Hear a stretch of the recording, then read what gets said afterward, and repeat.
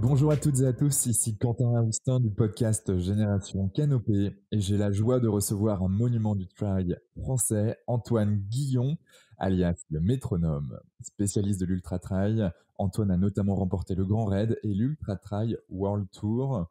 Antoine, c'est aussi 21 médailles d'or, 8 médailles d'argent, 6 médailles de bronze sur le circuit des courses longue distance. Bref, un palmarès de géant pour faire référence à une des courses mythiques de la discipline. Alors, sois le bienvenu Antoine, comment te sens-tu?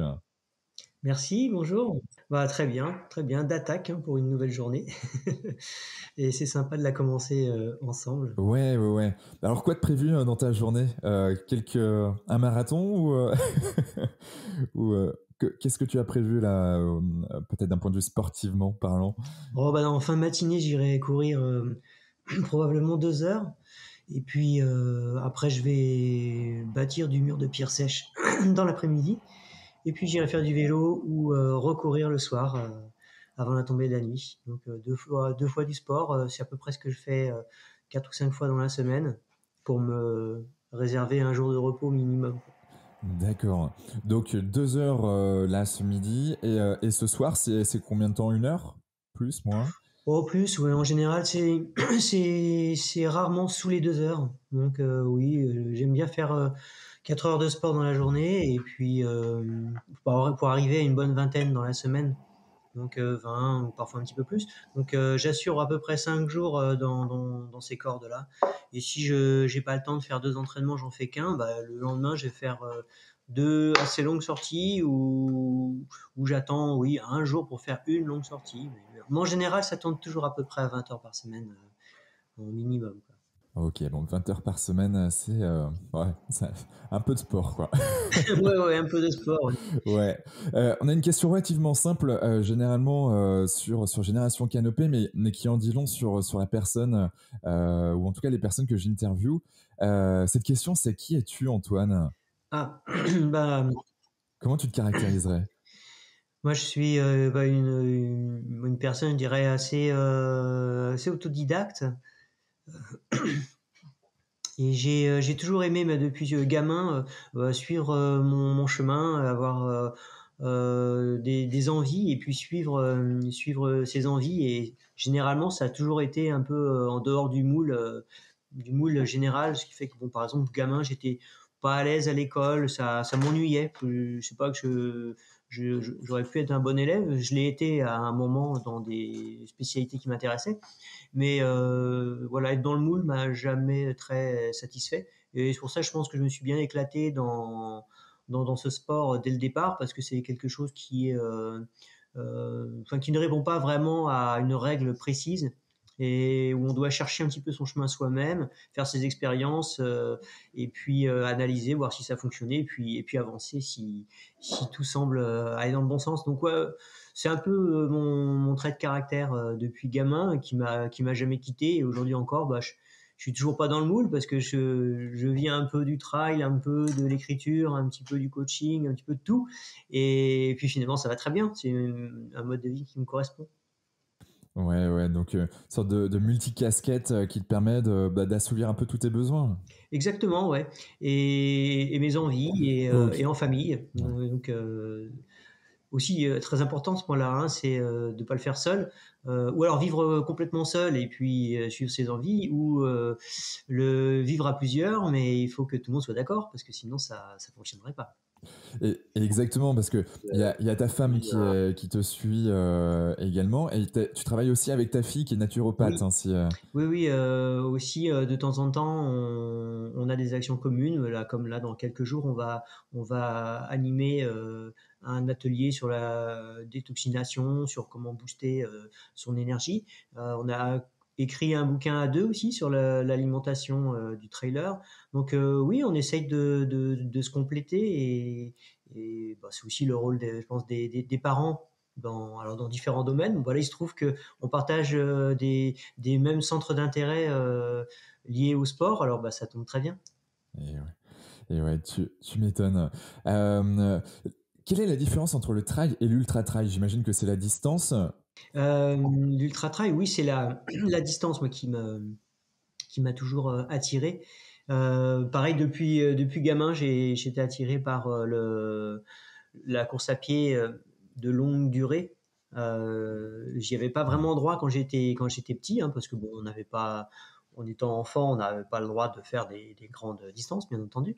Mais ça m'a toujours attiré. Et quand j'ai mis un pied là dans l'ultra trail, enfin dans le trail, bah, il s'est vite présenté des épreuves de longue distance et bah, j'ai testé, hein, comme beaucoup de gens, j'ai testé et ça m'a beaucoup plu.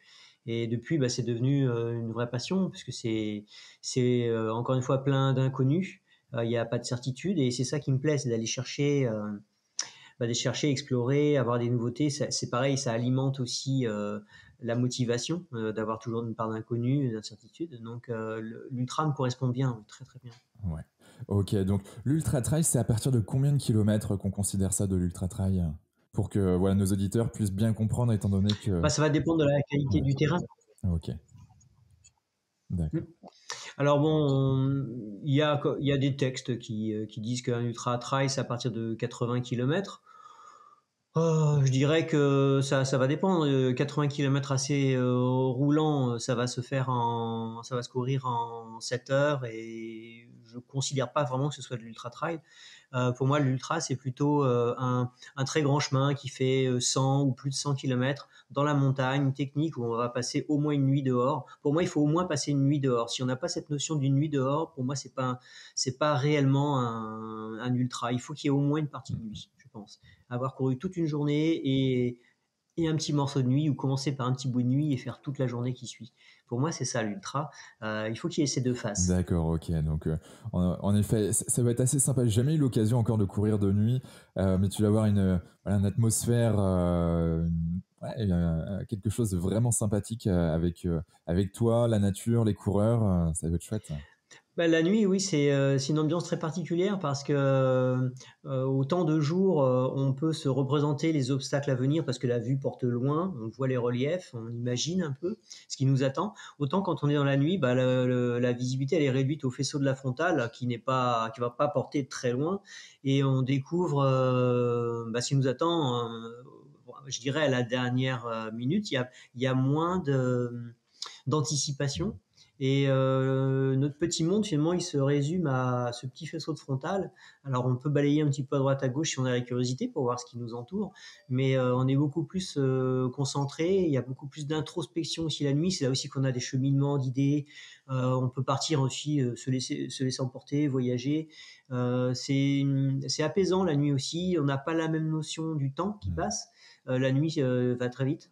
On a aussi l'agréable sensation d'aller vite alors qu'on va pas forcément, on n'est pas forcément rapide. Mais la nuit, c'est trompeur aussi, hein. On a l'impression qu'on court vite alors qu'on non, on n'avance pas plus vite que dans la journée. C'est des éléments un peu différents, c'est des moments de rencontre aussi. On aime bien aussi s'associer avec un camarade ou deux, passer un bon moment, partager cette quiétude. C'est bien la nuit pour ça. Hmm. Et on voit des choses différentes. Il y a le ciel étoilé, mais il y a une faune nocturne aussi, des bruits qu'on n'a pas l'habitude d'entendre la journée. Et puis, ce qui est formidable, c'est quand on a passé la nuit complète, c'est le réveil de la nature le matin, euh, auquel on peut vraiment assister quand on est en pleine montagne ou au cœur de la jungle. C'est vraiment toujours une merveille.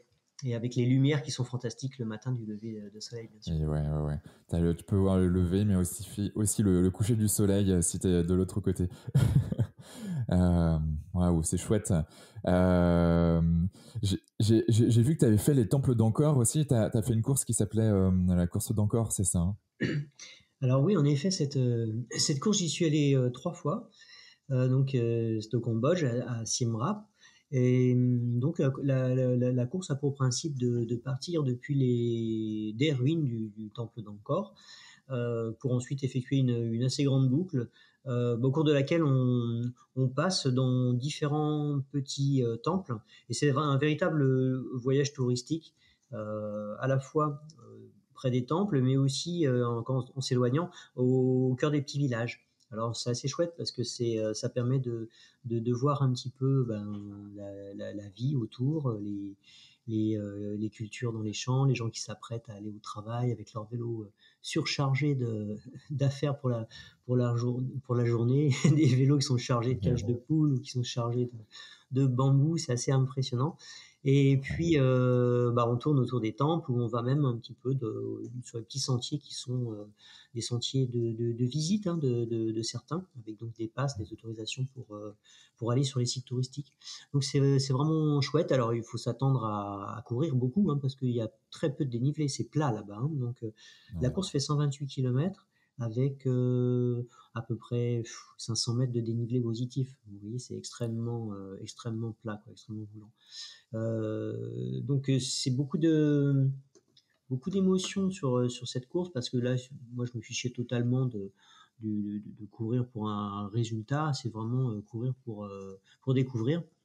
Ouais, c'est le ouais, genre de course qui se prête tout à fait à la découverte.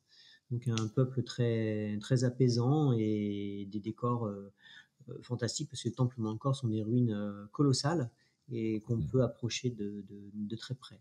Vraiment ouais. formidable.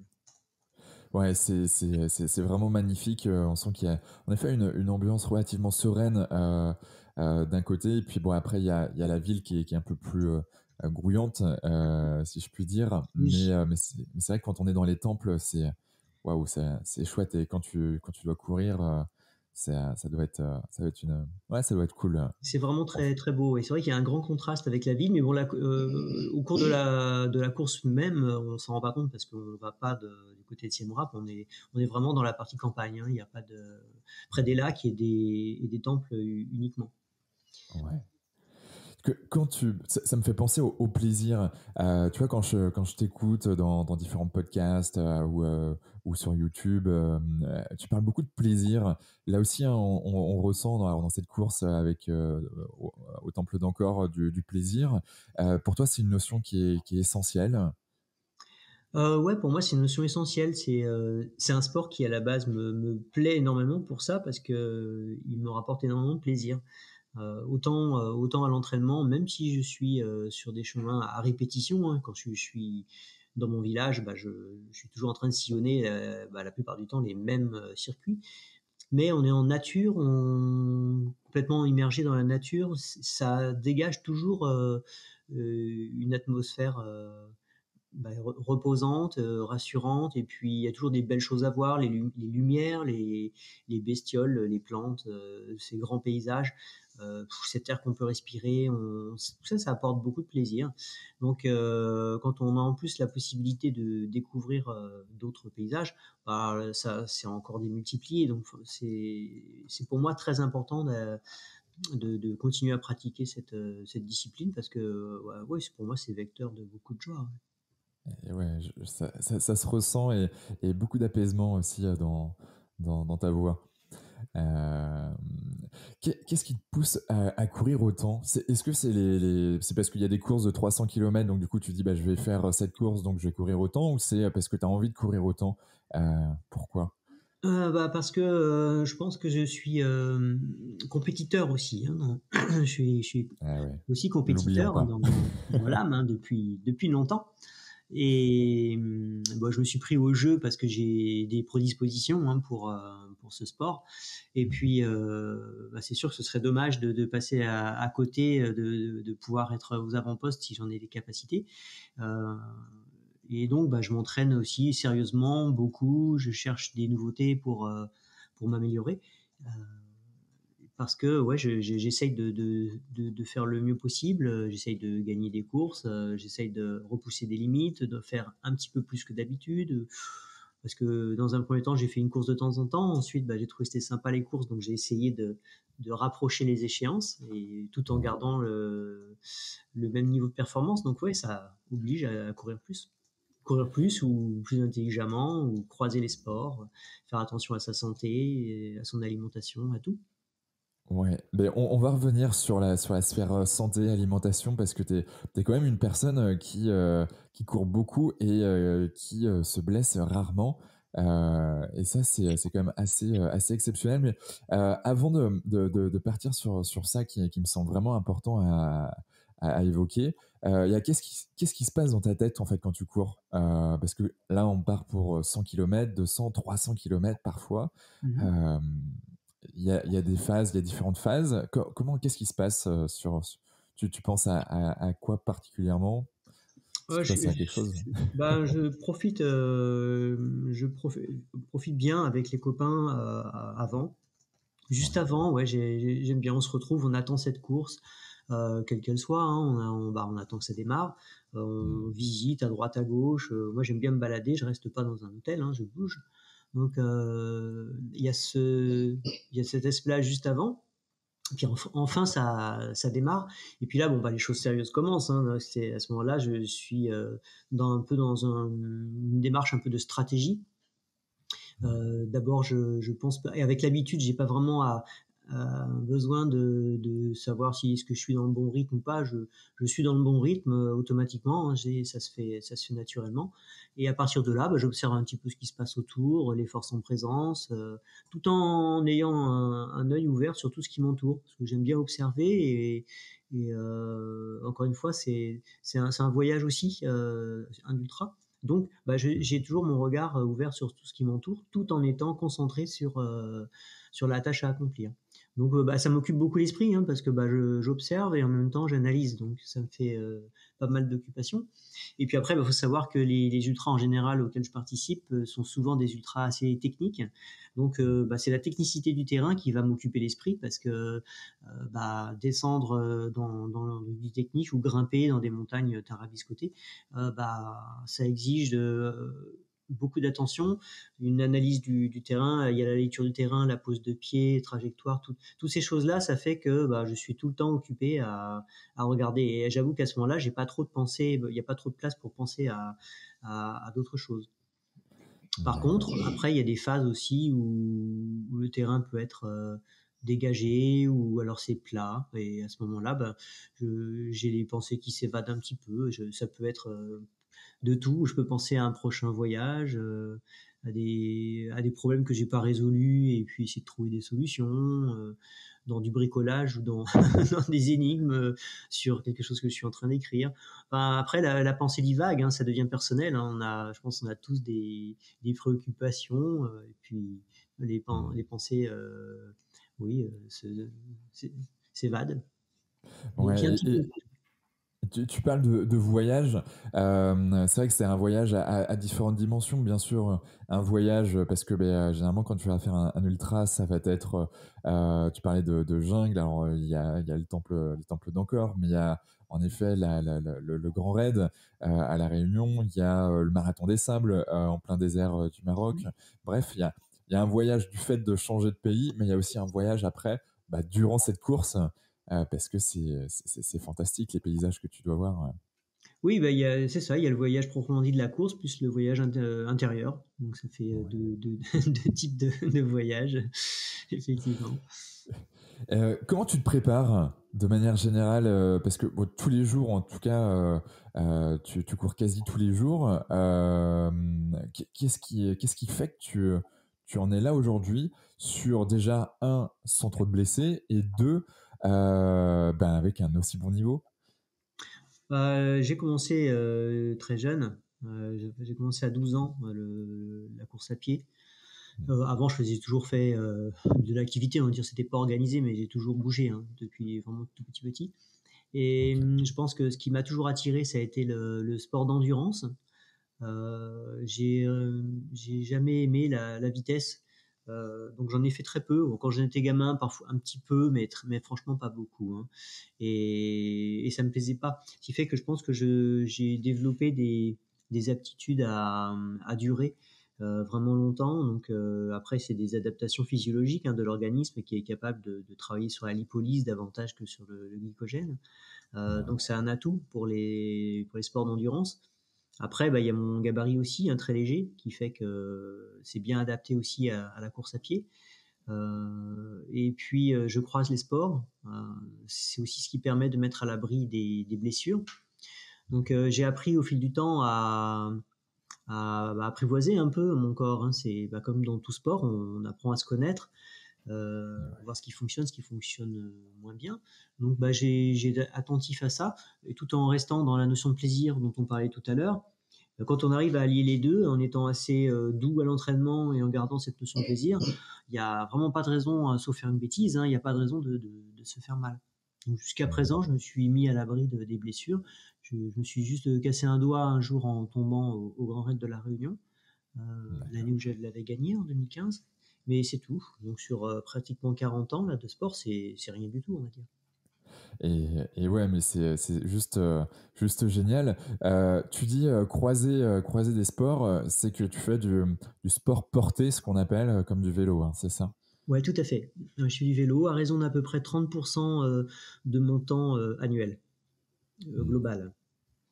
d'accord. Et vélo sur route, vélo VTT, comment? Ouais, un VTT sur la route. Ok. Alors, c'est parce que j'ai pas de VTT de vélo de route, c'est pour ça. Et puis que la position sur le vélo me va bien, un petit peu plus redressée, cage thoracique un peu plus ouverte, ça me correspond mieux. Et dans ce sens, je crois que j'ai écouté un de tes podcasts et un de tes épisodes et tu as vraiment vu une évolution à partir du moment où tu as fait du vélo. Ça, tu l'expliques comment? Ah bah oui, c'est sûr que bon, ça a été très rapide, c'est-à-dire que Ah ouais, dès que j'ai commencé l'ultra trail, c'est mon premier, je crois que c'est en 2004. ouais. J'ai vu que la plupart des coureurs de cette époque-là faisaient ou du ski ou du vélo en complément. Donc je me suis acheté un vélo, et parce qu'effectivement je me rendais bien compte que je pouvais essayer de courir 6 fois par semaine, mais bon, avec 6 fois par semaine je faisais quoi, 10-12 heures. Euh, et j'entendais parler de coureurs qui s'enquillaient des 20-30 heures dans la semaine avec du ski, avec du vélo. Moi, ça me dépassait à cette époque. Comment c'est possible? Et puis en fait, je me suis rendu compte qu'un sport porté, ça n'a rien à voir. Il n'y a pas de choc, c'est doux, le cœur est très bas, et donc on peut durer. Donc je me suis mis au vélo, et en quelques mois, j'ai vu la différence parce qu'on se muscle différemment. On muscle le grand couturier, le muscle sartorius là, qui fait un frein dans les descentes, qui enrobe un petit peu l'intérieur, la face interne là, du genou. Voilà, ça rien qu'une action comme ça change la donne dans les descentes. Après, on développe la lipolyse aussi, les capacités de dégrader les graisses. Donc c'est un carburant très intéressant aussi pour l'ultra. Donc on a beaucoup à gagner. Puis après, il y a des adaptations au niveau, euh, au niveau de la circulation sanguine. Il y a beaucoup d'adaptations grâce au vélo qui sont acquises. Ouais. Et donc, dans tes sessions de vélo, tu pars pour 1 heure, 2 heures, peut-être parfois plus, ou c'est aléatoire? Très aléatoire. Je peux très bien Ouais, partir pour 1 heure et demie, et dans ces cas-là, si j'ai pas trop de temps, c'est 1 heure et demie avec des allers-retours en côte, voilà, ouais. histoire de faire pas mal de dénivelé. Ou Mm. sinon, après, je peux faire des tours de 2, 3 ou 4 heures et plus. Ça dépend. C'est très variable. Mais dans l'idée, ce que j'aime bien, c'est ne pas, enfin, je ne mouline pas, quoi. Moi, ce que j'aime bien, c'est toujours sentir une bonne résistance. Donc, Ok. je fais pas de vélo en me baladant dans les plats, sur les plats, ou sans pédaler les descentes. Bon, évidemment, Mm. s'il y a un grand col, je vais pas pédaler dans une descente de col, ça sert à rien. Mais Ouais. si la descente elle est légère, j'y vais, quoi. J'ai pas envie que le cœur pèse de trop, j'avance. Ouais, ouais, je comprends parfaitement. Euh, donc là, il y a la sphère sport porté qui te permet, toi, d'être plus performant, d'être aussi en meilleure santé, en tout cas de moins te blesser. Oui. Quelles sont les autres sphères qui te semblent indispensables à travailler pour garder ce capital santé et être aussi performant? Après, pour moi, bon, il pourrait y avoir d'autres sports, je pense qu'on pourrait très bien croiser avec du ski, par exemple. Donc ça, c'est Ouais. bien. Bon, moi, j'ai la montagne qui est un petit peu éloignée, puis j'aime pas le froid. Donc, honnêtement, j'aime pas trop la montagne en hiver, parce que le froid me dérange. Et puis, ouais, c'est tout simplement ça. Je pense que là, du coup, il y a plus la notion de plaisir. Ce serait m'entraîner pour m'entraîner, et ça marche pas avec moi, ça, Et ouais. je C'est pour pense. ça que tu préfères la Grèce. Ouais, et le vélo me va bien parce que là, dans le sud de la France ou en Grèce, je peux faire du vélo toute l'année. Donc ça sans souffrir, quoi. Ça me va. Yes. Donc, alors, à part le vélo, ce qui est pour moi aussi important, c'est de faire attention à tout le reste, hein, l'alimentation, par exemple, hein. Pour Ouais. moi, c'est une sphère aussi qui est essentielle. Et puis, l'attention portée vraiment à son équilibre, hein, son énergie, c'est très important. Je pense qu'à niveau égal, après, ce qui va vraiment faire la différence, ce sont justement oui, ces attentions portées aux soins du corps et à l'équilibre de vie. Ouais. C'est quoi pour toi l'équilibre de vie c'est les sphères personnelles, pro, on va dire sportives, c'est voir des amis, de la famille, c'est avoir des temps rien que pour soi. C'est quoi pour toi? Oui, tout ce que tu as cité là, ça en fait partie, hein. C'est un ensemble de choses, hein, qui constituent en fait notre façon de vivre quotidiennement, et, et qui fait que on est bien dans sa peau, ou que certaines activités génèrent du stress ou pas. Alors parfois, il y a des personnes qui, dans leur carrière, se lancent oui, dans des domaines qui vont générer beaucoup de stress, mais s'ils y prennent du plaisir, ils continuent dans cette voie. Et après, il va falloir qu'ils s'arment pour essayer de contrer ce stress, l'être le moins possible. Donc après, il y a des exercices pour l'évacuer. Euh, et puis après, il y a des personnes qui ont pris le choix de chercher à ne pas stresser pendant, pendant leur vie d'une manière ou d'une autre, et qui vont prendre des chemins complètement différents pour vivre toujours tranquille. Et il y a des gens des villes, il y a des gens de la campagne, il y a des Ouais. gens à responsabilité, des gens qui suivent le mouvement. Il y a tellement de variétés. On peut pas, il n'y a pas de règle, hein, il y a pas de règle. Mais je pense que ce qui est important, c'est de ne pas perdre de vue euh, le danger que peut amener le stress, et Mm. puis savoir aussi il y a des moyens de, pas faire avec, mais de limiter au maximum les traumatismes que ça peut engendrer. Ouais. Et toi là-dessus, je reviens. Est-ce que tu as des techniques, tu vois, typiquement, la cohérence cardiaque peut vraiment faire descendre le cortisol, l'hormone dite du stress, ou la méditation.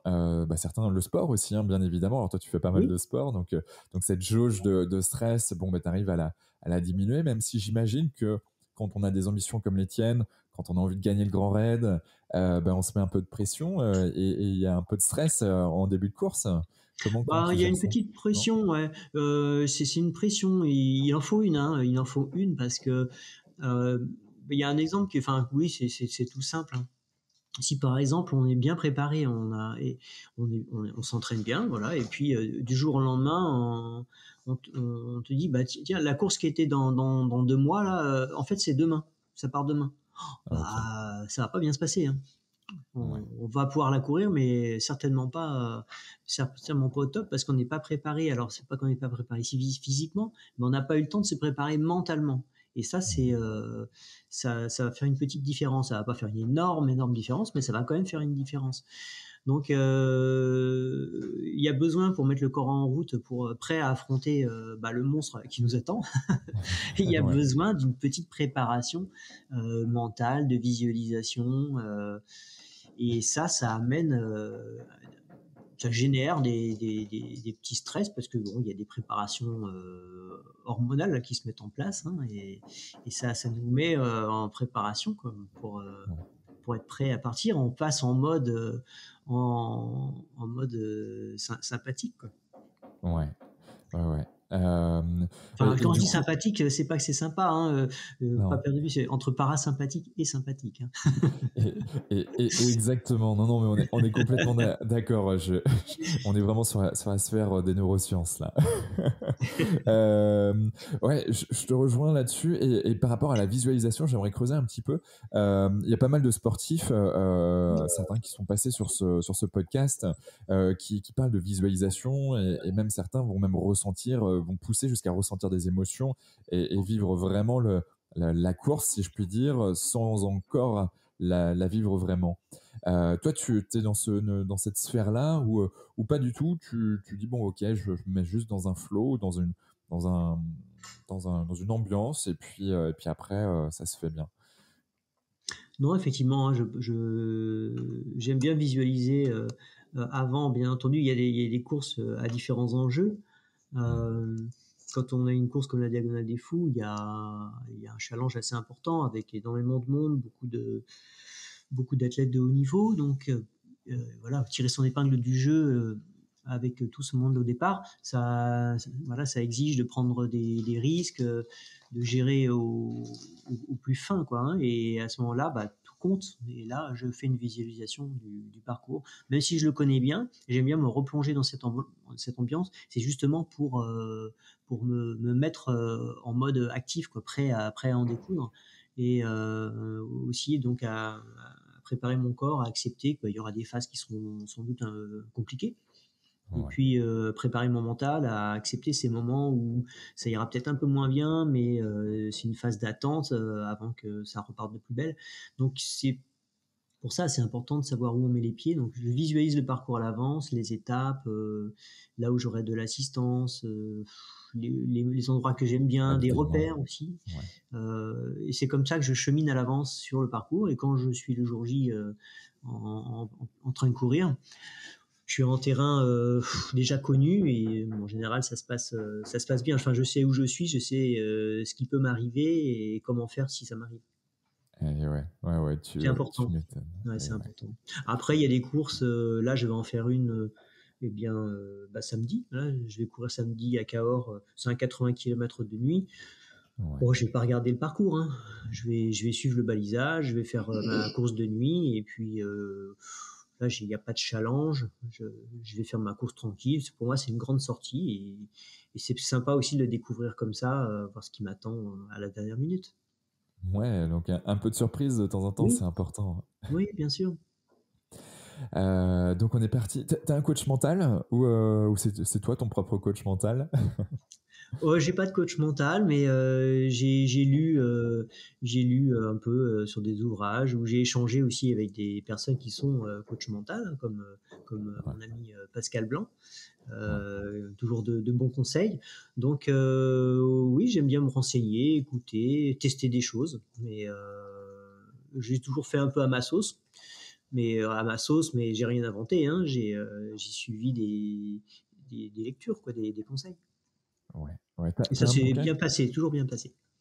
et tu aurais un bouquin à nous préconiser sur la partie coaching mental, que ça soit d'ordre général ou peut-être quelque chose de spécifique ultra trail, je sais pas si. Hmm. Ouais, j'avais lu des passages sur la préparation mentale avec le livre de Guillaume Millet il y a longtemps. Un livre comment ça s'appelait?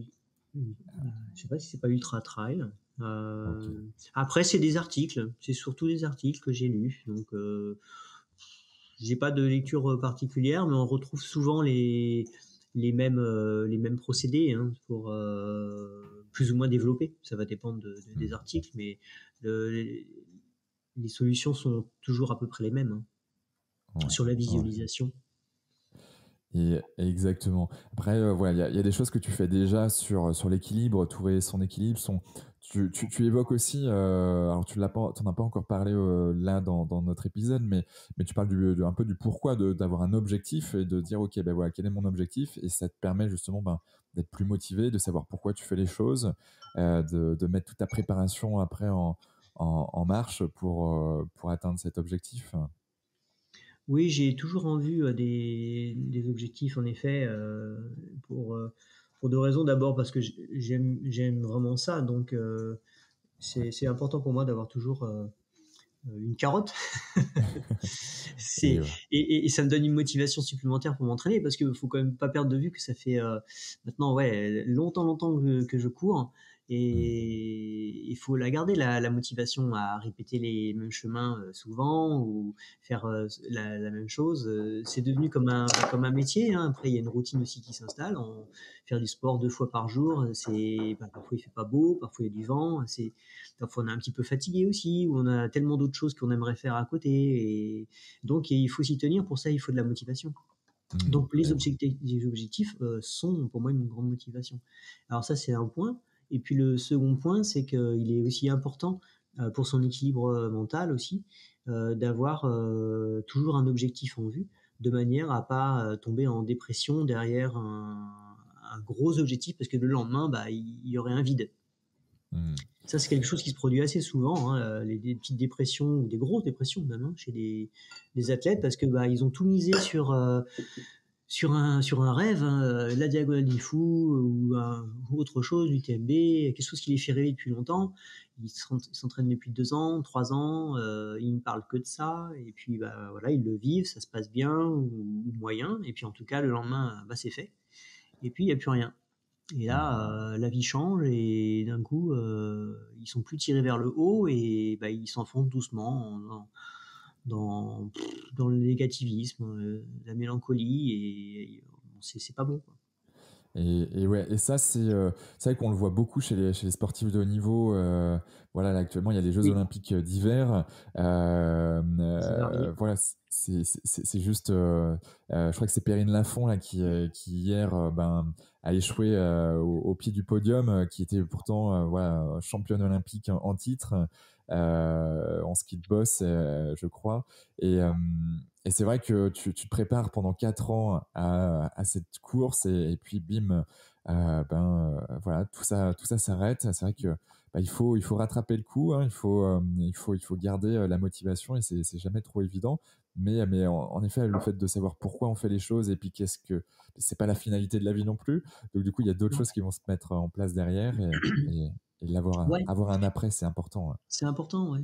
C'est important, et puis il faut aussi faire les choses pour soi, hein. Bon, après, les athlètes qui vont aux Jeux Olympiques, c'est un peu quelque chose de différent, parce que ils font les choses pour eux, mais en même temps, ils ont vraiment un regard extérieur sur eux aussi. Et il y a une pression qui est différente. Puis là, comme tu l'as dit, toi, tu dis que Perrine Lafont, bah, elle a échoué au pied du podium. Moi, j'appelle Ouais. pas ça échouer. Je veux dire, quand on est quatrième au niveau mondial, il faut quand même remettre les choses à leur place. Il y a quelqu'un qui est capable, au niveau du monde, de la planète, d'être quatrième sur une épreuve. Bah, c'est pas un échec du tout. Et ça, c'est un grand tort enfin un travers, je veux dire, de journalistique, et puis de toute façon de tout le monde, de la population, c'est qu'on est focalisé toujours sur le 1, 2, 3, Mm. comme si le reste n'existait pas, alors que ne serait-ce que d'être sélectionné aux Jeux Olympiques, c'est quelque chose de complètement extraordinaire. Donc ça va dépendre, il faut voir comment la personne, elle, vit d'être quatrième sur une épreuve, mais normalement, ça n'a pas lieu de donner une dépression derrière, enfin ça devrait pas, quoi. Si la préparation mentale est bonne derrière, ça devrait être au contraire un rebond fantastique. Moi, je le verrais Ouais. comme ça. Ouais, moi aussi, hein, si, normalement, elle a une préparatrice mentale, donc j'ose espérer que ça, que ça se passe bien derrière. Mais oui, tu fais très bien de le mentionner. Et c'est vrai que c'est assez marrant de voir voilà, des journaux assez connus, je vais pas les citer, mais Oui. qui ont tendance à mettre en lumière le. Et là, je suis assez étonné parce que ils mettent en lumière même le numéro 2. Or, avant, on avait eu plutôt une tendance à dire, très franco-français, à dire, bah voilà, c'était pas numéro un, bon, dommage, quoi. Ouais, Et, et là, en fait, je suis assez étonné de voir des champions qui sont numéro 2 par exemple, ou 3 et ils sont mis en valeur, et tant mieux, et à juste tant titre. mieux. Ouais. Et tu fais très bien, et quatrième, c'est quatrième mondial. Bon, il n'y a pas de débat, quand même, c'est dans le C'est top. chouette, bah oui. Mais ouais, Moi, ouais, j'aimerais ouais. bien être quatrième aux Jeux Olympiques de lancer de marteau, par exemple. Ouais, le lancer de marteau? Ah ouais, Bah tu oui, aimes avec cette mon gabarit discipline? de 50 kilos, ce serait une belle performance quand même. Ah oui, oui. Ça, c'est sûr. Vu comme ça. Et Bon, ne rêvons pas. ouais, ouais, ouais. Mais d'ailleurs, aux Jeux Olympiques, est-ce qu'il n'y a pas eu un moment donné je sais pas, des bruits de couloir disant que l'ultra trail pourrait être, voilà, aux Jeux Olympiques? Alors, l'ultra trail, je sais pas, le trail peut-être un jour. Après, je crois Ouais. qu'il faut un certain nombre de fédérations, hein, pour ça. Hmm. Mais si un jour le trail venait à être aux Jeux Olympiques, je pense que ce serait davantage des distances plus courtes que des si longues qu'un ultra, parce que après, c'est comment suivre une épreuve aussi longue. Je sais pas si c'est faisable, mais on verra bien, hein. Ouais. Enfin, moi, je serais pas sélectionné, hein. J'envisage pas ça, hein. Ouais, ouais, ouais. C'est plutôt la notion de plaisir. Quoique, Non, c'est bon, pas ça, mais c'est que ce serait dans si longtemps. ouais. De toute façon. Non, non, Ouais, mais mais bon. je sais pas si c'est d'actualité. Je ne sais pas s'il y a des gens qui travaillent là-dessus ou pas. Ouais. Donc, on est parti pas mal sur la sphère mentale. Il y a la sphère physiologique. Alors, bien sûr, s'entraîner avec un sport porté. Tu t'étires ou la notion d'étirement, c'est quelque chose Ah bah d'important? ouais, ça devrait. Pour moi, ça se limite à l'étirement du chat le matin. Ok. Ouais, c'est pas grand-chose, hein. Hmm. Mais je devrais, ouais, c'est vrai qu'à une époque, j'en ai fait. J'en ai fait sur une saison, je crois. Mais c'est un peu comme ouais, les étirements, assouplissements. Ça me génère comme des petits micro-lésions. C'est assez désagréable. Après, c'est pas des douleurs qui vont, qui vont être trop gênantes, mais il n'y a pas rien et ça me Hmm. dérange. Du coup, j'évite de faire ça. Alors, j'ai la chance d'avoir un terrain vraiment très accidenté autour de chez moi. Ce qui Ouais. fait que assez naturellement, je travaille le gainage, des positions un peu, euh, ouais, un peu extrêmes, où je dois pas mal forcer, faire des acrobaties pour passer des obstacles. Donc, je travaille un petit peu tout ça, mais je sens bien que c'est peut-être pas assez. Et en même temps, on en parle beaucoup aujourd'hui du bénéfice-risque entre l'intérêt ou pas de prendre des risques. Ouais. Je sais pas si ça en vaut la peine pour gagner peut-être un tout petit chouïa de risquer de me blesser, quoi. Hmm, d'accord, ok. Voilà, donc j'hésite. Alors je reste sur ma façon de faire qui fonctionne, hein, Ouais. qui fonctionne. Donc La bon, preuve, ouais. ouais, je sais que je pourrais peut-être gagner un petit quelque chose, mais est-ce que le jeu en vaut la chandelle, toi? Bof, je suis pas certain. Ok, ouais, je vois ce que tu veux dire. Bon, ok, hein, ça c'est dit. Il y a une autre notion, tu parlais d'alimentation, tu as d'ailleurs écrit avec ta fille un bouquin Oui. là-dessus. Euh, c'est quelque chose, alors, on le sait, hyper important pour sa santé, son bien-être, mais aussi ses performances. Oui, bien Est-ce que sûr. toi au quotidien, je parle pas pendant et avant une course, mais Oui. de manière quotidienne, est-ce que tu as des routines particulières vis-à-vis de ça ou tu as t'as des notions qui sont hyper importantes pour toi? Ouais, il y a quand même pas mal de choses, mais pour faire simple, alors bon, d'abord, à la maison, c'est pas moi qui fais la cuisine, hein, c'est Anne, mon épouse, Ok. et ensemble, on a mis depuis longtemps en place bah, des bonnes pratiques quoi, alimentaires. On s'est toujours Mhm. intéressé à ce sujet grâce à des personnes qui nous ont entourés et qui nous ont conseillés, hein. Ouais. Et ça a commencé comme ça. Et comme c'est un sujet très intéressant, très vaste, bah, après on a enrichi nos connaissances bah, nous-mêmes par des lectures, toujours en échangeant. Et alors le Mhm. principe important, c'est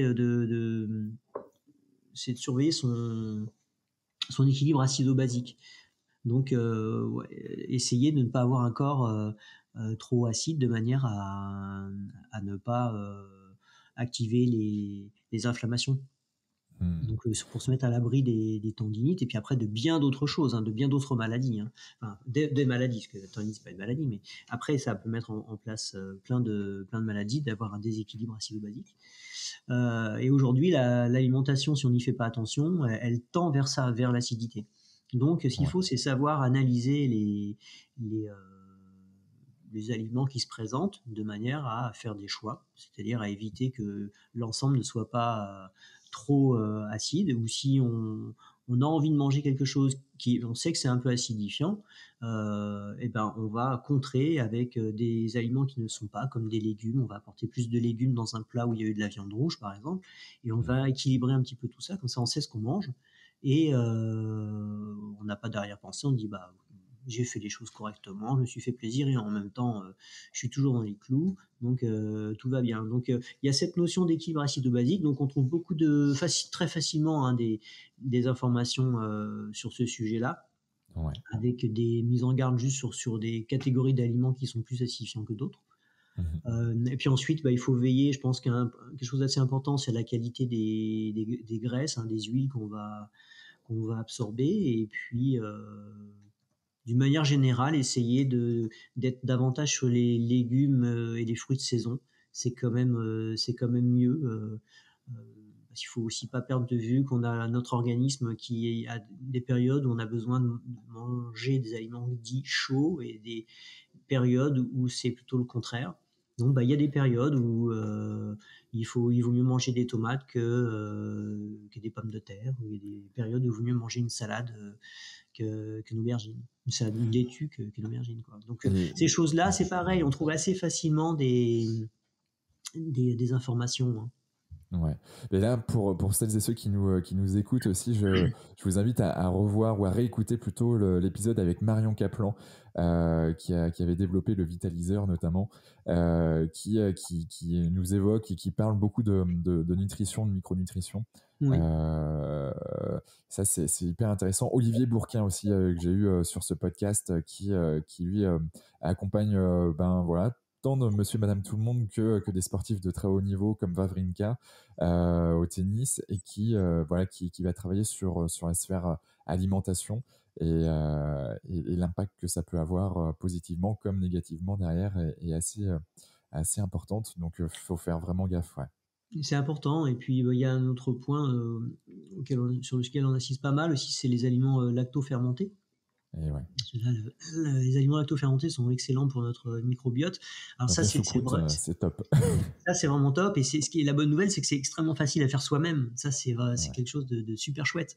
C'est-à-dire alors tous les légumes se prêtent à la lactofermentation, sauf les pommes de terre. Ouais. Je crois qu'il n'y a que ça, il me semble. Enfin, on coupe en morceaux ou on hache, ça dépend des légumes. On met ça dans un, dans un pot tel quel avec simplement le bon dosage de sel. On ferme, il n'y a aucun ajout, rien du tout. On laisse pendant 3 semaines. Et à partir de 3 semaines, ça se consomme et on peut consommer ça pendant 2 ans. Il n'y a pas à faire cuire, il n'y a pas à congeler, il n'y a rien à faire. Et on fait ça avec les légumes de son jardin quand on en a trop.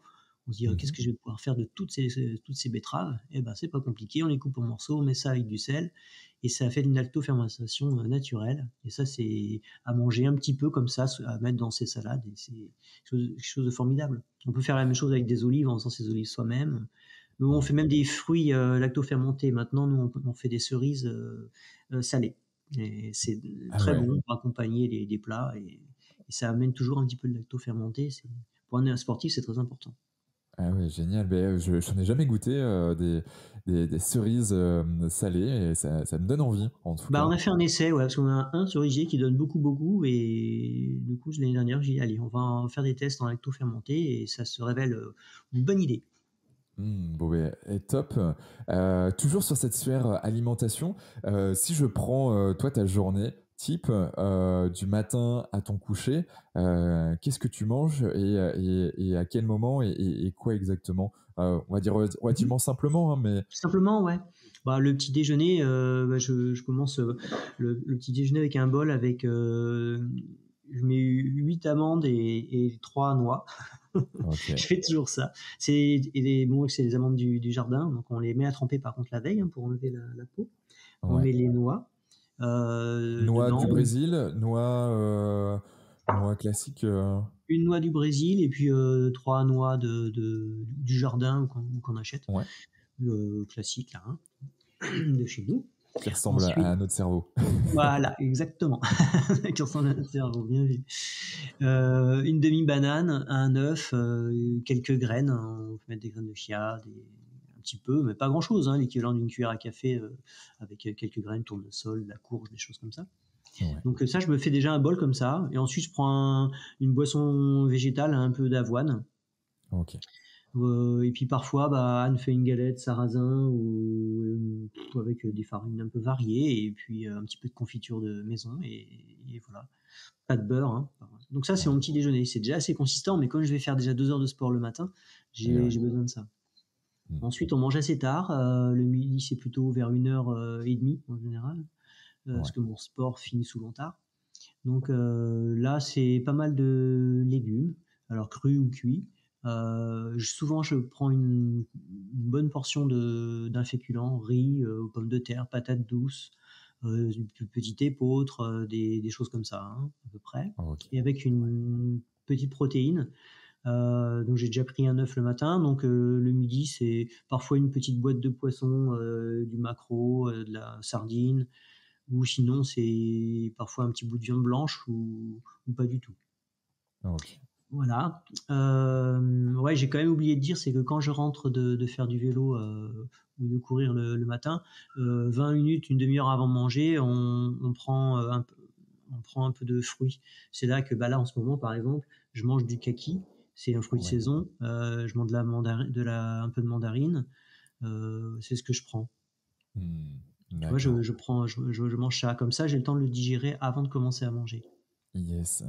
Voilà. Et pendant ta course, ou que ça soit vélo ou à pied, tu as une boisson énergisante ou tu as quelque chose ou pas forcément? Oui, je prends toujours de la boisson de mon partenaire Efinov, la boisson Hydraminov. Ouais, C'est une boisson vraiment bien réputée, hein. Elle est très, très, très bien dosée, très complète. Mais par contre, je la sous-dose à l'entraînement, bien entendu, hein. Je ne vais pas mettre la dose complète. L'intérêt pour moi, c'est de ne pas tourner juste à l'eau claire, mm, de manière à ne pas avoir de l'eau qui stagne longtemps dans l'estomac, hein. Donc, ouais. je la sous-dose beaucoup, hein. Je dois mettre que un quart mais de la dose préconisée, mais au moins ça fait fonctionner plus facilement l'estomac. Et ouais. Donc, Et donc, après, vas-y, je te si laisse. sur le reste de la journée, l'après-midi, ouais, c'est pareil, fin de journée, peut-être vers 18h, 19h, on remange. C'est là que je remange encore un peu de fruits. Je peux manger deux, trois noix et puis le demi-kaki que j'ai pas terminé le matin, quoi, par exemple. Ouais. Pas plus, hein, mais ça me fait un petit quelque chose, un petit fruit encore supplémentaire. Et puis après, j'ai le repas du soir qui est pas plus gros que le midi du tout. Mais et s'il va se rapprocher un petit peu de ce qu'on a mangé quand même le midi, c'est-à-dire qu'il va y avoir portion de légumes, petite portion de féculents, ou bonne portion de féculents si vraiment j'ai fait beaucoup de sport dans la journée. Ça va dépendre, j'adapte en fonction du sport que j'ai fait, quoi. Plus j'ai fait de Yes. sport, plus je recharge, et sinon, c'est pas trop le cas, j'évite d'en prendre de trop, quoi. Et Ok. puis, souvent, j'aime bien une petite portion de protéines encore. J'en prends, c'est vrai, souvent 3 fois dans la journée, mais ce sont des petites portions. Mm. Ouais, j'entends, mais c'est hyper important d'avoir de la protéine, surtout Et oui, avec les dépenses que tu as. Ouais, ouais. c'est Mais clair. ça peut être aussi sous forme végétale, hein, avec Ouais. des légumineuses. On ne fait pas protéines animales du matin au soir, hein. Non, non. Ouais, ouais, ouais. Il peut y avoir du tofu, il peut y avoir des, des lentilles, du pois chiche, des choses comme ça. Ce que je retiens également, alors il y a cette sphère alimentation du jardin, donc voilà, riche nutritivement parlant, voilà des bons aliments si je puis dire. Et il y a cette sphère en lien avec la saisonnalité Oui, également qui est important tant d'un point de vue écologique bien entendu, mais aussi d'un point de vue nutritif encore une fois. Et c'est vrai que s'il y a du kaki en ce moment, c'est pas pour rien. C'est normal, c'est naturel, et donc notre corps est fait pour en manger à ce moment-là de l'année. Et ça, voilà, oui. c'est un petit point de rappel qui est important de mentionner. Oui, oui, tout à fait. Je pense que c'est important, et il y a eu une belle prise de conscience là-dessus. Moi, je l'ai découvert sur le tard, aussi, et effectivement, bon, faut appliquer, il faut tester, il faut voir un peu les différences et voir si on se porte mieux, ou il n'y a pas de raison. Et ouais, et ouais. Je vais passer sur quelques questions de Cap Endurance, qui est un club de Saint-Sébastien-sur-Loire, où j'ai un de mes meilleurs amis, Simon Callot, qui est trailer et qui m'a dit, bah, tiens, j'ai quelques conseils, et on a même quelques conseils là du club à avoir, ou on aimerait avoir. Mmh. Euh, alors, première question, comment gères-tu les temps creux pendant un ultra? Mmh. Je prends un bouquin. Ouais, en pleine course. Voilà. Alors selon le creux, c'est le dictionnaire, soit c'est un oui-oui. Ouais. Tout ça dans ta tête, Non, bien évidemment.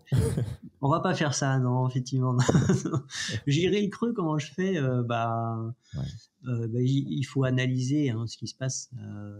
Donc, en général, c'est pas une surprise. C'est-à-dire que Ouais. s'il y a un creux, j'ai senti venir, hein. Soit c'est parce que j'ai pris un risque, je suis allé un peu trop vite. Euh, voilà, l'alimentation était peut-être pas top à ce moment-là, donc je sais que je manquais d'énergie. Donc c'est juste une Mmh. question énergétique et bah, je fais ce qu'il faut pour. Et puis en attendant, bah, je réaccélère pas tout de suite. Voilà, ça peut être ça. Ouais. Ça peut être aussi un moment de creux parce que j'ai peut-être trop donné en descente. Musculairement, j'ai quand même trinqué un peu. Là, il faut un peu plus de temps pour se remettre. Et c'est surtout que c'est plutôt une stratégie qu'il va falloir remettre en place. C'est-à-dire, je me suis un peu pété les fibres en descente. C'est-à-dire, aïe, aïe, aïe, les Mmh. prochaines descentes, je vais vraiment être obligé être plus prudent. Et par contre, je vais envoyer un peu plus en montée. Tu vois, je vais me réadapter comme ça. En fait, je cogite, hein, je cherche des solutions toujours sur comment améliorer vite fait le truc. D'accord. Après, je peux avoir un moment de creux parce que bah, je suis un petit peu malade, un peu barbouillé. Bon, ça fait des années et des années que ça n'est pas arrivé, mais quand ça m'arrivait, ces choses-là, c'était une erreur alimentaire. Bon, bah, il fallait faire le dos rond jusqu'au prochain ravito ou jusqu'à ce que je retrouve de l'assistance pour corriger le tir, quoi. Mais dans Ouais. ces cas-là, il faut s'armer de patience et puis surtout pas laisser trop les pensées négatives s'installer, quoi. D'accord. Donc en effet, hein, il y a encore cette sphère mentale qui est présente et qui voilà, Oui. dissocier et Bah oui, mettre du parce qu'il y a eu de positif. l'anticipation. Je l'ai anticipé déjà à la préparation mentale. J'ai déjà visualisé que je pouvais avoir des problèmes et comment j'allais faire pour m'en sortir. Ouais, ouais. Donc la visualisation une fois de plus. Ok, Oui. ça marche. Donc les temps creux, ouais, c'est être vraiment à l'écoute de son corps, à l'écoute de soi, essayer de trouver les solutions les plus en adéquation avec ton environnement et ton énergie du moment. Oui. Ok, donc on a vu quand même une progression chez toi qui est assez fulgurante depuis des années. Quel conseil donnerais-tu pour continuer de s'améliorer?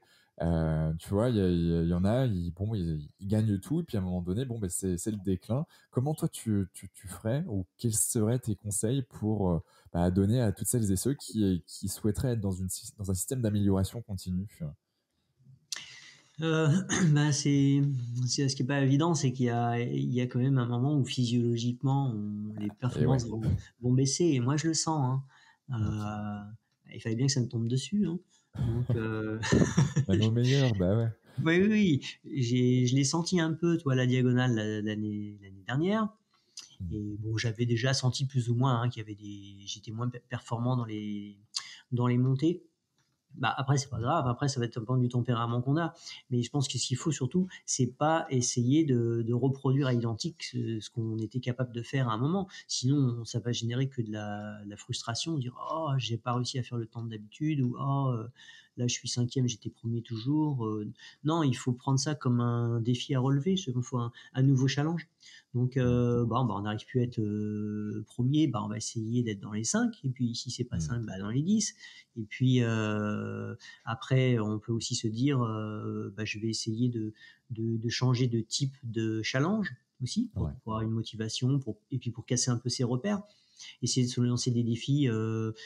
Si on se sent à l'aise dans le gros dénivelé, mais on a toujours rêvé de faire des épreuves qui étaient plus costaudes encore, ou oui, d'un autre type, et ben alors on va se lancer là-dessus pour essayer de se mesurer à un nouvel objectif. Ouais. Enfin, en tout Et- cas, je pense que s'il faut, c'est éviter de répéter la même chose, et puis si ça génère de la frustration. Hmm. Yes. Et travailler sur la partie technique, ça pourrait pas compenser cette perte, on va dire, je sais pas dire d'énergie, je sais pas trop comment l'appeler, Oui, mais ouais. oui, parce que là, j'ai abordé l'aspect résultat, en fait, hein, par rapport à la Ouais. question que tu m'as posée. Maintenant, si on voit l'aspect technique, évidemment il y a des choses à mettre en place, parce qu'on ne peut pas tout explorer dans une carrière sportive, évidemment, hein. On a Hmm. tendance quand même, en général, à vouloir appuyer sur ce qui fonctionne bien, et en délaissant un petit peu le reste. Donc, oui, on peut se dire, bah tiens, je vais faire plus de terrain technique, je vais faire plus de puissance musculaire pour essayer de contrebalancer. Là, par exemple, c'est ce que je fais hein, concrètement. Cette année, je me suis fixé de faire plus de puissance musculaire, donc j'avale plus de dénivelé positif. Je fais un peu OK. plus de vélo et différemment, dans le but de soit réduire, je ne sais pas ce que ça va donner, mais j'imagine que soit je vais réduire un petit peu la perte qui est en train de se mettre en place, soit peut-être que je vais regagner quelques points par rapport à l'année dernière. Et puis on verra bien. Moi, je prends ça comme un jeu, comme un challenge.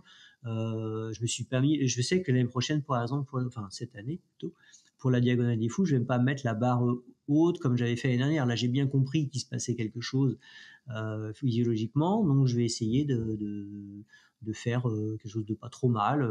Et je vais essayer de faire à peu près comme l'année dernière en termes de temps. Et puis si j'ai bien bossé dans l'année, j'ai trouvé les bonnes astuces, bah, peut-être que je ferai mieux. Et ouais. Ouais, ouais. Bon, ben, on va suivre ça en tout cas avec impatience et voir tes prochaines courses alors. On Euh, verra ça. et ouais.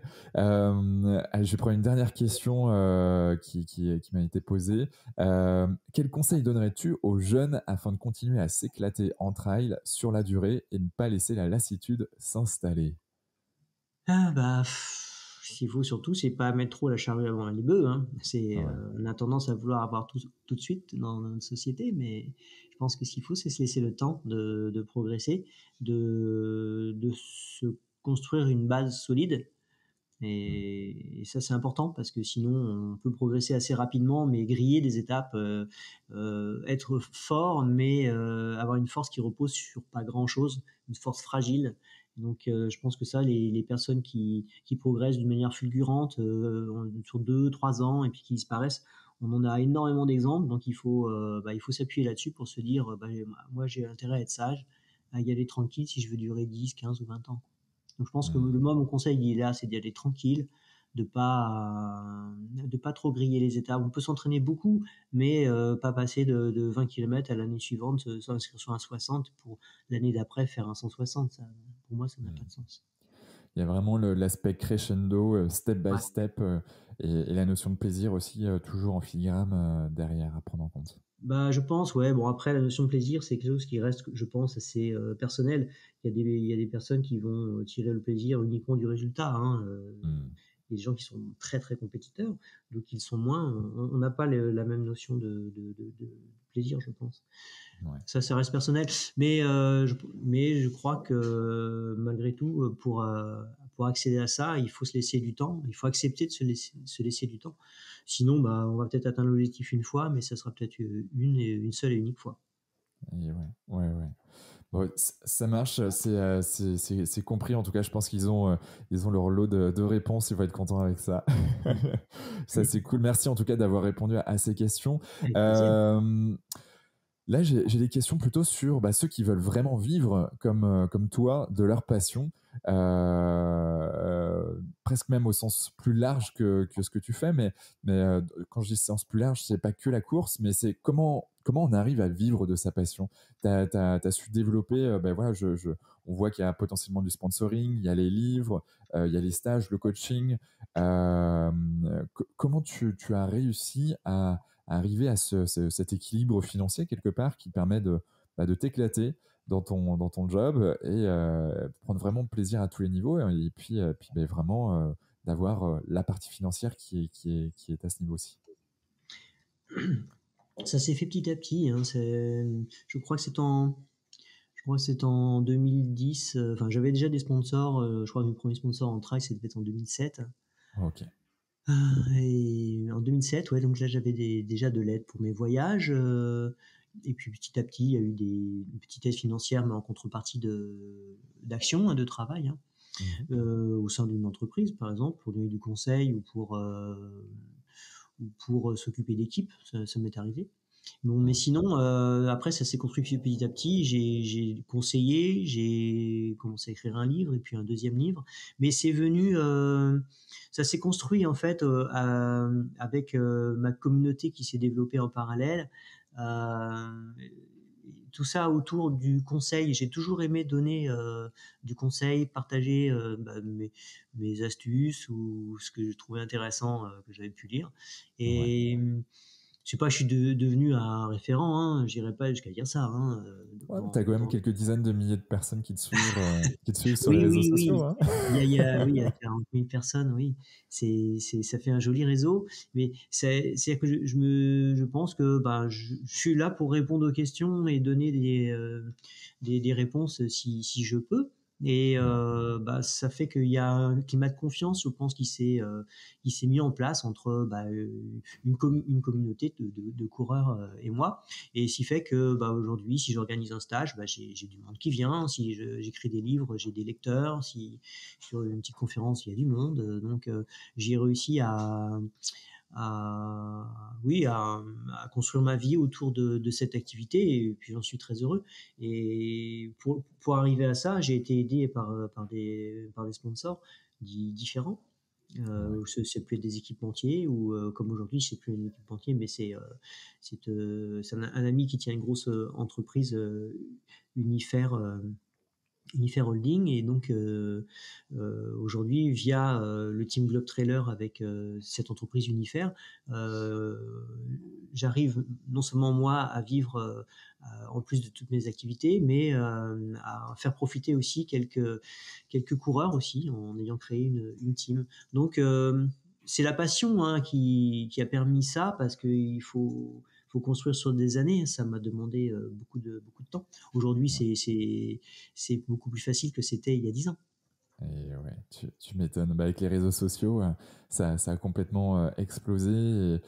Puis avec les statuts de potentiel influenceur, mais il y a aussi bah, toute la sphère coaching, accompagnement à distance qui peut se faire. Donc ouais, ouais, Oui. euh, c'est top. Team Globe Traders, pardon, c'est quoi exactement? Il y a un site internet, on mettra bien sûr dans les notes du podcast ce site web. Mais tu veux bien nous en dire un peu plus? Oui, bah, la Team of Trailers, ça a été créé en 2016 Ouais, avec Christophe Le Sceau, avec ouais. mon copain Christophe Le Sceau. Euh, et c'est une équipe ouverte à tous au départ. C'est un team ouvert à tous. L'idée, c'est le partage de valeurs, partager aussi nos voyages, mais avec une communauté qui peut participer. Oh, ok. Alors, les premières années, on était aidé par l'équipementier Red Light. On a fait pas mal de voyages. On était une centaine d'adhérents à peu près. Et on Mhm. pouvait, avec une tenue identifiable, on se retrouvait de temps en temps sur des événements et on avait des ambassadeurs dans différents pays. Pas mal de pays d'ailleurs, avec le but, enfin ça avait pour but de faciliter les voyages pour ceux qui le souhaitaient, se mettre en contact avec une personne en Espagne, au Japon ou ailleurs, pour Ouais, aller faire leurs courses, s'ils ont envie, où se loger, les bonnes astuces, etc. Donc ouais, top. l'idée, elle est là. Et puis cette année, on l'a enrichi d'une section athlète élite Mhm. et avec l'aide de l'entreprise Unifair. Donc on a monté un team élite qui est donc composé donc de Christophe Le Sceau, Cédric Chavet, Renaud Rouanet, Maud Combarieux, il y a Clovis Chavereau et Nicolas Rivière et moi. Donc on est D'accord. 7 athlètes bien répartis. Et puis l'idée c'est là on est au tout début, on vient juste de recevoir nos tenues. Hein. L'idée c'est de partager vraiment nos astuces, d'être proche des coureurs. C'est vraiment d'essayer de tisser des liens avec les gens, montrer que bah, les coureurs élites sont avec les coureurs de tout niveau et qu'il ne faut pas hésiter de nous contacter, nous demander des conseils. On est là aussi pour ça, pour aider, pour que cette discipline soit une belle discipline où on échange les valeurs ensemble. Et, et ouais, ben ouais, non, mais ça, c'est important. Mine de rien, c'est un sport individuel, mais aussi collectif. Je le vois à plusieurs égards de ton côté. Bien sûr, dans ton cercle très proche, bah, avec ta femme, ta famille, voilà, qui te suit au quotidien. Et puis après, avec cette team, peut-être cercle un peu plus élargi, ta communauté également. Donc, c'est toi qui cours tout seul, mais en fait, t'es pas vraiment que tout seul. Non, exactement. Ouais, tu l'as bien dit, c'est ça. C'est un sport individuel mais collectif. Ouais. Euh, Petite question, je me suis pas renseigné, mais quand on gagne une course comme le Grand Raid, on gagne combien? C'est les courses qui permettent, c'est quoi? C'est du sponsoring? C'est où il y a un chèque? Comment ça se passe? Oui, il y a un chèque de 1 000 euros. D'accord, ok. Bon, c'est Voilà. symbolique alors, hein. Bah, c'est symbolique, ouais. Bah, dans le trail, c'est beaucoup ça, hein. Ouais, C'est beaucoup ça, c'est sûr, hein. C'est pas avec ça qu'on va vivre.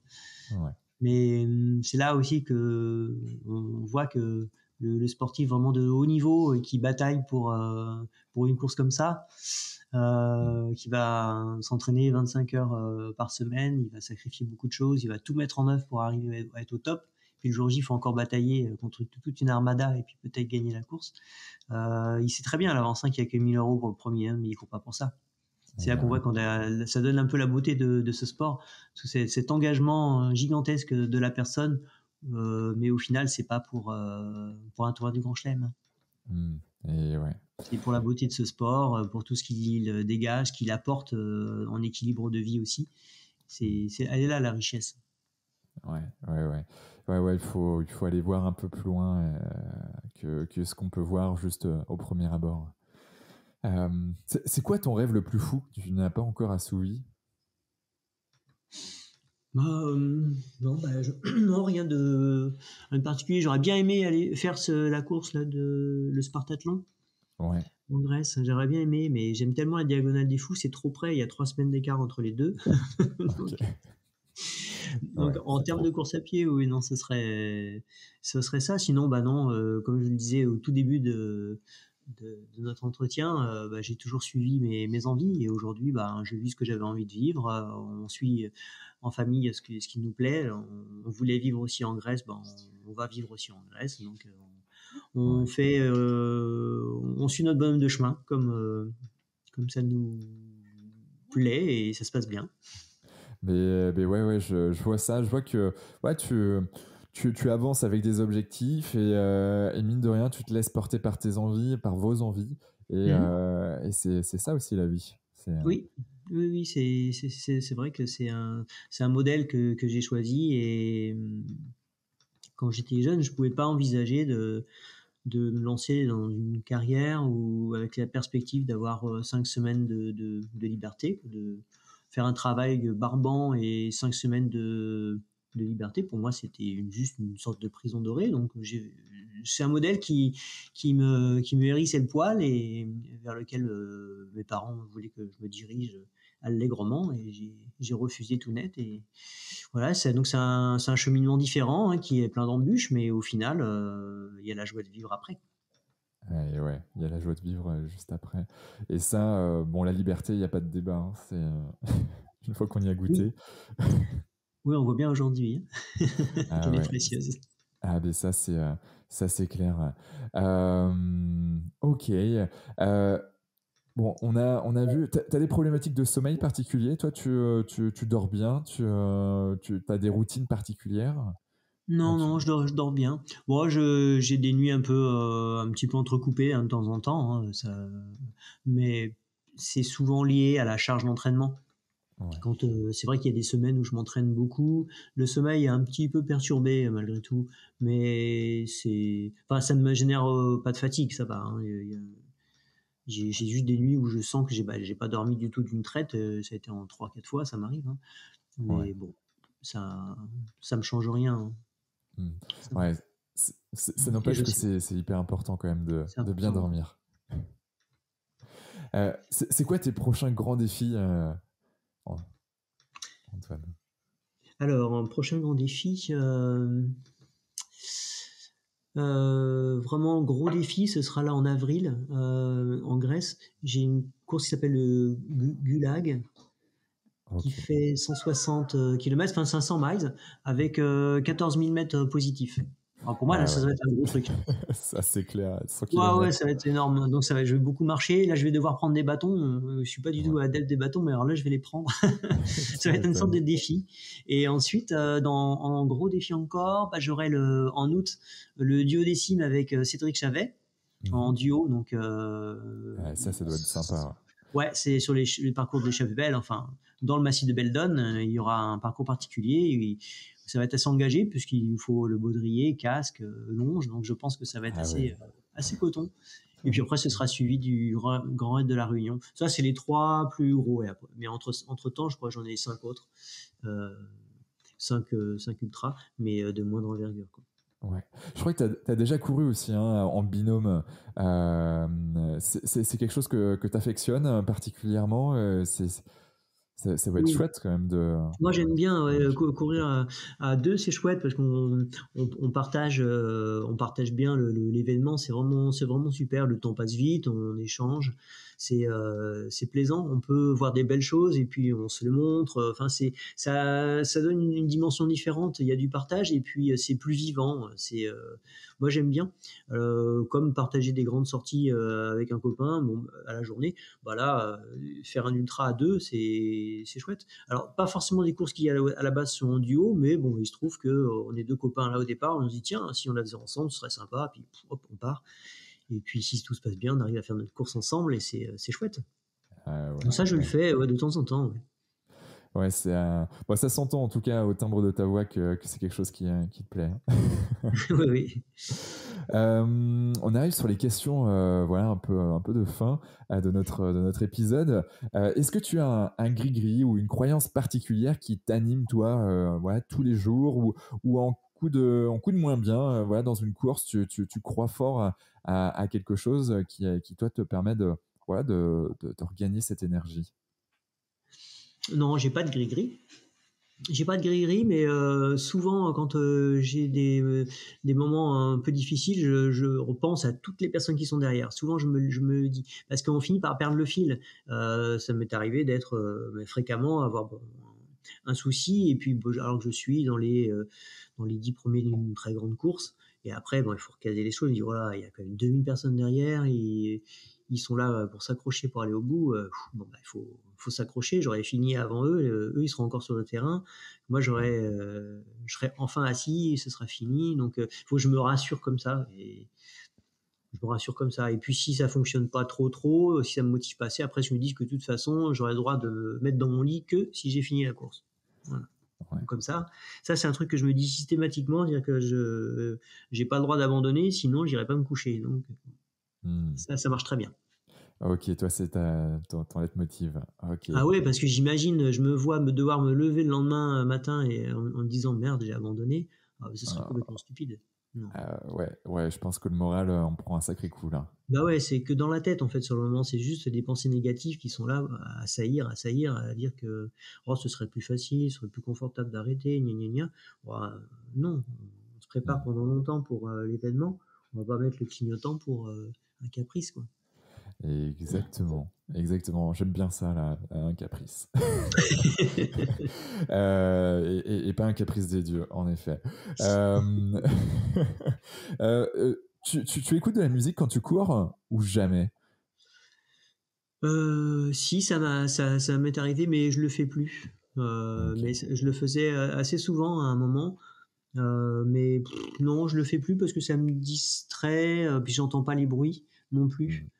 Dehors, je me suis souvent rendu compte que j'écoutais, en fait, que je partais avec, et puis qu'au bout d'une heure, bah, ou 2 heures, pouf, je rangeais ça, et puis ça, j'avais plus du tout envie de mettre parce que non, ça m'allait pas, quoi. D'accord, ok. Ben, en effet, tu as aussi une charge. Alors, ça peut te donner des coups de boost de temps en temps en Oui, sollicitant certaines hormones du bonheur, oui, mais c'est aussi une charge mentale à un certain moment donné. Et là, surtout quand toi, tu es en train de scanner tout le terrain et puis d'être en ultra vigilance, ben, ça peut dysfonctionner à un moment donné. Ouais, je oui. comprends. Qui me conseillerais-tu d'inviter sur ce podcast une prochaine fois? Est-ce qu'il y a, un invité, que ça soit dans le monde du trail, de la course ou pas du tout, mais qui est plutôt sur les thématiques, hein, nos thématiques, bien-être, santé, performance, que ce soit un sportif, un artiste, un chef d'entreprise ou, euh, ou un écrivain? Ouais, moi, je te conseillerais de,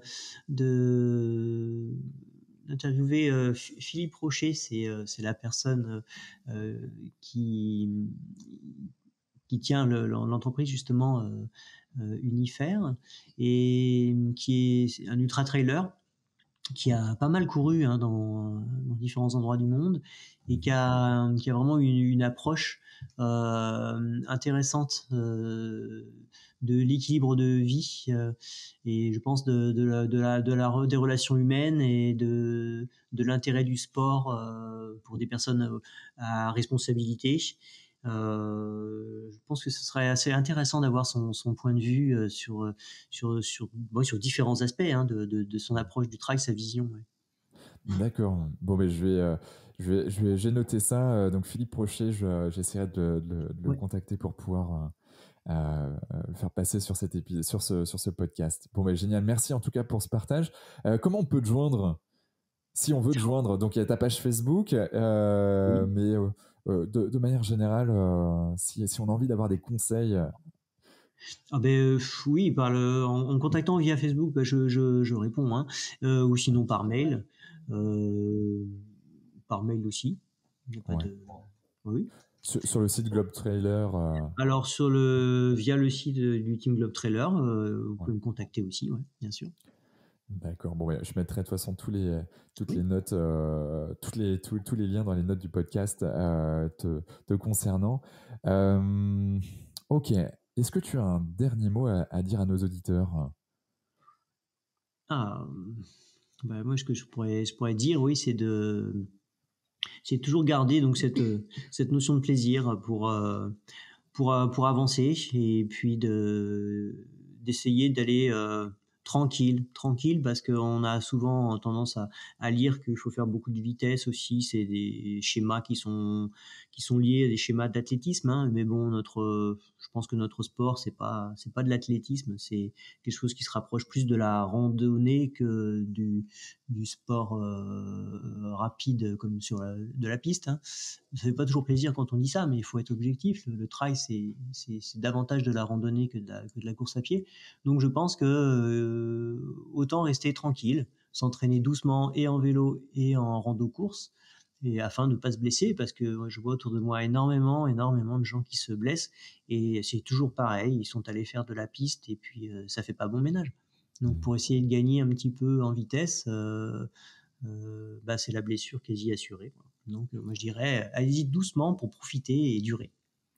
D'accord. Bon, doucement pour profiter et durer. Ça va être les mots de la fin. Merci infiniment, Antoine, pour tout ton partage. C'était Avec vraiment très plaisir. riche. Et puis à très vite pour de nouvelles aventures dans la jungle, en montagne ou ailleurs. Salut. Merci. Ciao, ciao. Bravo. Vous avez écouté cet épisode de Génération Canopée jusqu'au bout. Merci de le partager à au moins 3 personnes autour de vous et de nous mettre une note 5 étoiles avec un gentil commentaire. Au-delà d'en avoir besoin pour être dans le top des classements, c'est hyper important pour nous. Pourquoi ?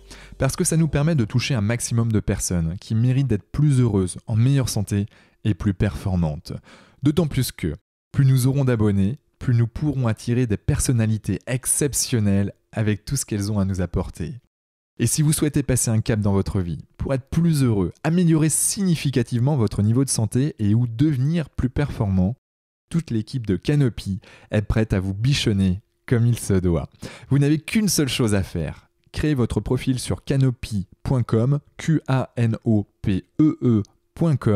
si ce n'est pas déjà fait, et faire votre check-up bien-être. Du contenu gratuit et des praticiens vous y attendent. C'était Quentin Aoustin et je vous embrasse. Ciao ciao.